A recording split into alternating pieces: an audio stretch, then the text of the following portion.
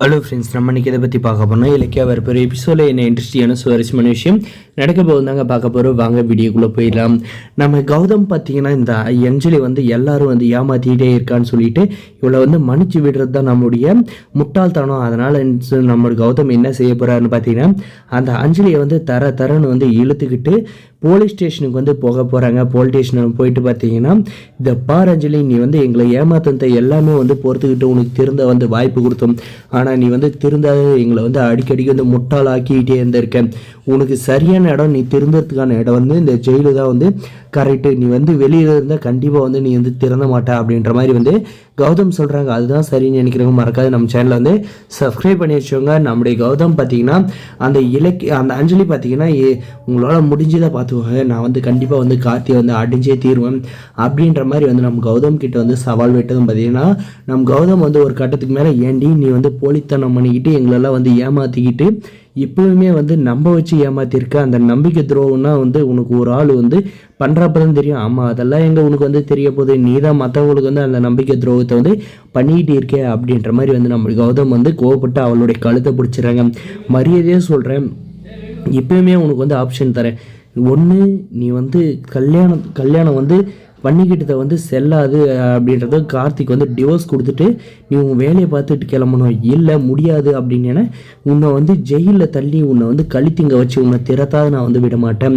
எப்படி கார்த்திக் எந்த ஒரு பிரச்சனையும் பண்ணாத டிவோர்ஸ் கொடுக்குறியா, இல்லைன்னா நீ ஜெயிலுக்கு போறியா அப்படின்ற ஒரு ஆப்ஷனை இப்போவுமே நம்ம கௌதமும் இலக்கியாவும் முன்னாடி வைக்கிறாங்க. அந்த டாக்டரை பார்த்தீங்கன்னா அப்போவே அந்த ஹாஸ்பிட்டல் மேனேஜ்மெண்ட்டுக்கு இது சொல்லி வேலையை விட்டு நம்ம கௌதம் சாரும் இலக்கியா தூக்கிடுறாங்க. தூக்கிட்டப்பாரு பார்த்தீங்கன்னா அவனுடைய பாடு திண்டாட்டம் தாங்க சொல்ல முடியும்.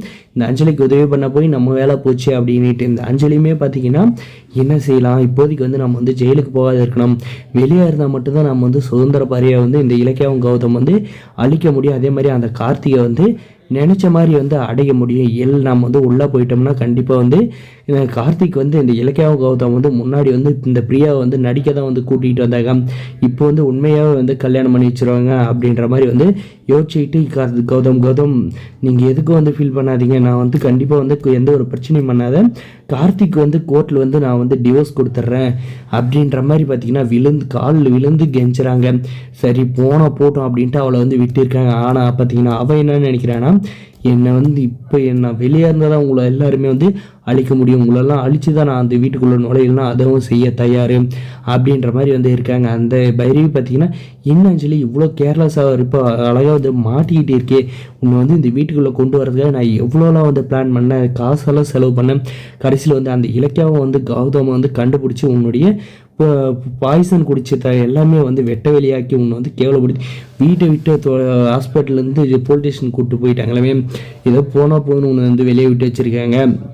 அந்த இலக்கியாவும் அந்த கௌதம் கண்டிப்பாக அழிச்சே ஆகணும், அப்போ தான் நீ இந்த வீட்டுக்கு வர முடியும், இல்லைனா வாய்ப்பு கம்மி தான் அப்படின்ற மாதிரி பார்த்தீங்கன்னா அவள் ஒரு பக்கம் இந்த அஞ்சலிக்கு சொல்லிக்கிட்டே இருக்காங்க.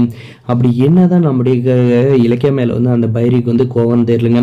அவள் செய்கிறது எல்லாமே ஃப்ராட்தனமான வேலையாக இருக்குது. இதுக்கு மேலே நம்முடைய ஜானகிட்ட போயிட்டு அந்த அஞ்சலியை பற்றின உண்மையெல்லாம் நம்ம இலக்கியம் கௌதம் சொல்ல போகிறாங்க. மறக்காத நம்ம சேனலை சப்ஸ்கிரைப் பண்ணால் மறக்காத சப்ஸ்கிரைப் பெல் ஐக்கனை ஆன் பிடிச்சுங்க.